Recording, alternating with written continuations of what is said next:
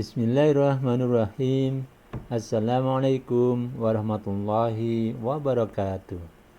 Salam sejahtera dan bahagia untuk kita semua. Sahabat Salimah Tijarah yang dirahmati Allah Subhanahu wa taala, marilah kita lanjutkan pembelajaran kita. Kali ini kita akan membahas suatu topik yang sangat penting dalam kehidupan kita, yaitu topik tentang doa. Judulnya sangat menarik, doa kita pasti dikabulkan Allah Subhanahu wa taala. Namun kepastian ini bagi Allah, tapi bagi kita sebagai manusia ada syarat-syarat yang ditentukan oleh Allah Subhanahu wa taala. Nanti kita akan lihat di modul ini ya teman-teman sekalian. Teman-teman sekalian, bahwa doa di dalam kehidupan ini erat hubungannya dengan usaha.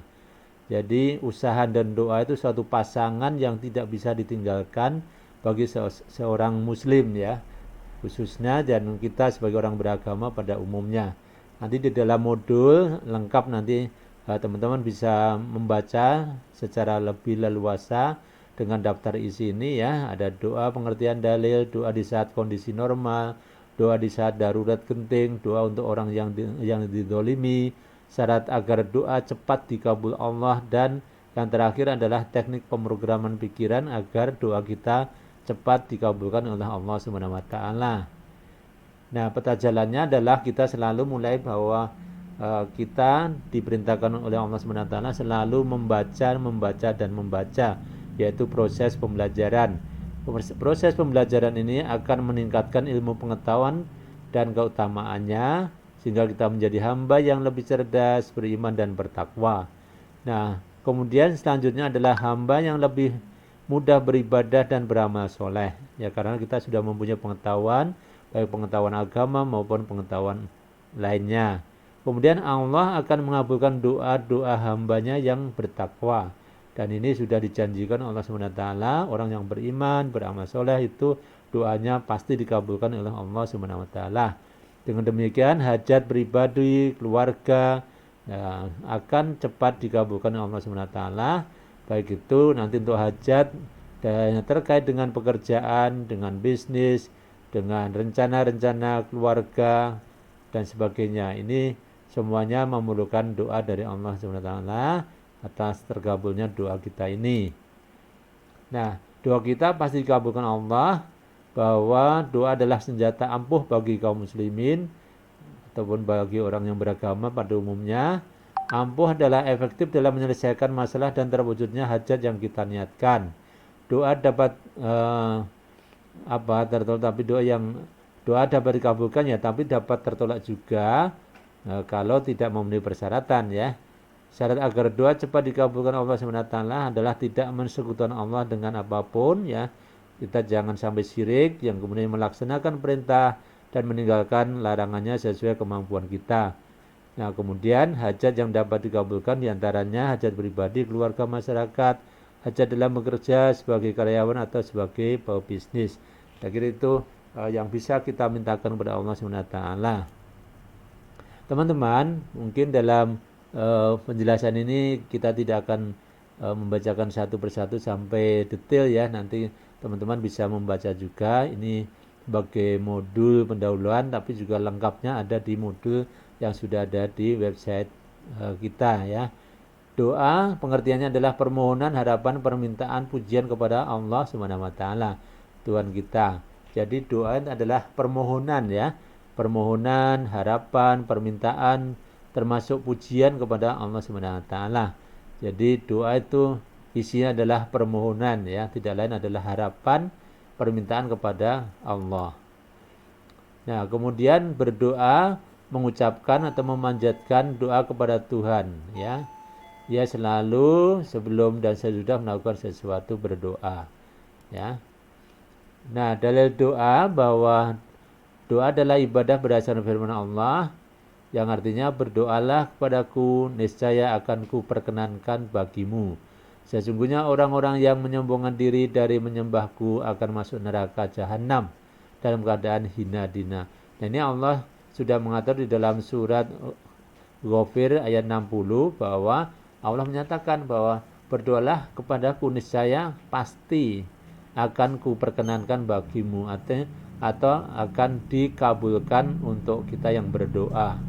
Ya, ini sudah janji Allah SWT.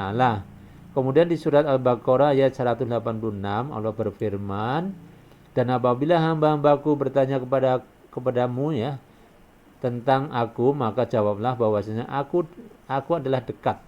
Ya, aku mengabulkan permohonan orang yang berdoa apabila ia memohon kepadaku. Nah, ini janji daripada Allah SWT bahwa Allah akan mengabulkan doa kepada Allah atas doa yang kita lantunkan kepadanya. Ya. Maka hendaklah mereka itu memenuhi segala perintahku dan hendaklah mereka beriman kepadaku agar mereka selalu berada dalam kebenaran. Nah, di sini syarat ketentuan yang berlaku, hendaklah mereka itu memenuhi perintahku, perintah Allah, dan hendaklah mereka beriman kepadaku Allah. Jadi syaratnya apa? Di sini sudah mulai kelihatan ya teman-teman sekalian, bahwa doanya kepada Allah SWT akan dipenuhi, akan dikabulkan jika kita memenuhi perintah-perintah Allah dan meninggalkan larangannya. Nah, di sini istilahnya SKB tadi ya, syarat dan ketentuan berlaku. Nah, kemudian di hadis Nabi ya, ada hadis riwayat Tirmidzi nomor 3479, Nabi SAW bersabda, berdoalah kepada Allah dalam keadaan yakin akan dikabulkan, dan ketahuilah bahwa Allah tidak mengabulkan doa dari hati yang lalai. Jadi syarat doa ya kita itu diterima dikabulkan Allah adalah yakin, kita mengimani ya, kita meyakini bahwa Allah pasti mengabulkan, tidak ada keraguan lagi. Ini syaratnya ya. Syarat yang kedua adalah kita yakin bahwa doa kita dikabulkan Allah SWT. Teman-teman, kita lanjutkan. Berikutnya adalah ya adab berdoa. Nah, dalam berdoa itu ada adab sopan santunnya ya. Agar Allah mengabulkan doa kita, maka perlu diperhatikan adab-adab berdoa. Adab-adab berdoa tersebut diantaranya niat yang ikhlas ya. Kalau berdoa yang ikhlas, jangan ragu-ragu, jangan ada pikiran segala macam yang itu adalah menyebabkan kita tidak ridho, tidak ikhlas pada Allah. Yang kedua, tidak sering melakukan dosa. Ini penting ya. Syarat berikutnya, kalau sering melakukan dosa maka itu menjadi penghalang terkabulnya doa kita. Yang ketiga adalah makanan yang dikonsumsi halal. Maaf, ini satu lompat ya, keempat hari ketiga. Makanan yang dikonsumsi halal ya.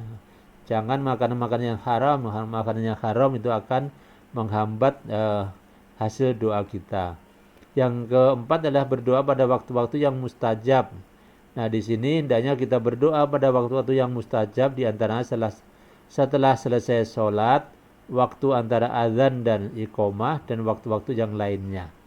Nah, ini penting ya. Ini kita mencari waktu-waktu yang mustajab. Ya. Waktu yang mustajab, di antara waktu yang mustajab adalah hari Arafah, ini kalau kita haji ya. Kemudian di bulan Ramadan, sore hari Jumat ya, ini ada yang mengatakan antara jam 4 asar sampai maghrib ya. Dan waktu sahur atau sepertiga malam terakhir. Nah, di sini hadis Nabi, Allah turun ke langit dunia setiap malam ketika tersisa sepertiga malam terakhir. Allah berfirman, siapa yang berdoa kepadaku, aku kabulkan. Siapa yang meminta, akan aku beri. Dan siapa yang memohon ampunan, pasti aku ampuni. Ini janji Allah SWT seperti dalam hadis riwayat Muslim ya. Kedua, memanfaatkan keadaan yang mustajab untuk berdoa ya. Keadaan terdekat antara hamba dengan Tuhannya adalah ketika sujud. Maka perbanyaklah kita berdoa.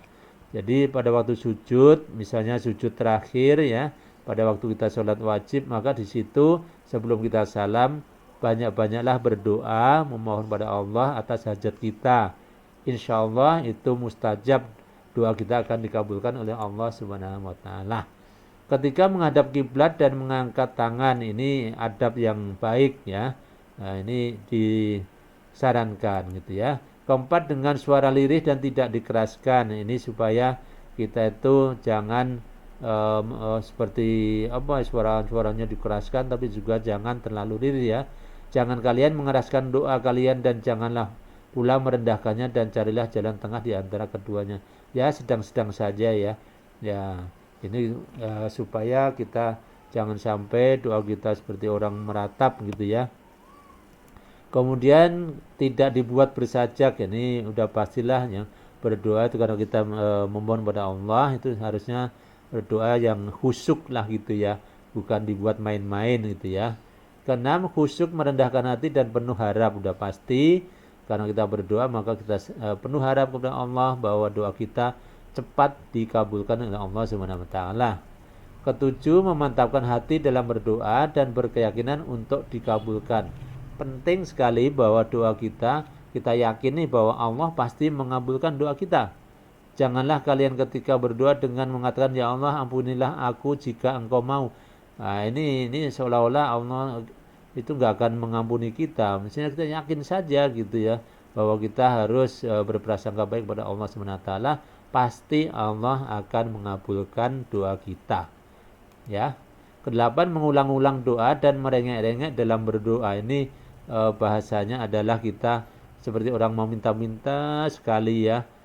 Kan kita ulang-ulang, jangan hanya berdoa sekali kemudian kita minta berharap Allah cepat mengabulkan. Nah, ini adab ya, adab kita meminta gitu ya. Kesembilan, tidak tergesa-gesa agar segera dikabulkan dan menghindari perasaan mengapa doaku tidak dikabulkan atau kelihatannya Allah tidak akan mengabulkan doaku. Ini seolah-olah kita itu nggak percaya sama Allah, kurang yakin, ragu-ragu pada Allah. Padahal Allah, kita yakin pada Allah, Allah pasti mengabulkan. Karena nanti dijelaskan dalam hadisnya, Allah tergantung prasangka hambanya. Ya, akan dikabulkan doa kalian selama tidak tergesa-gesa.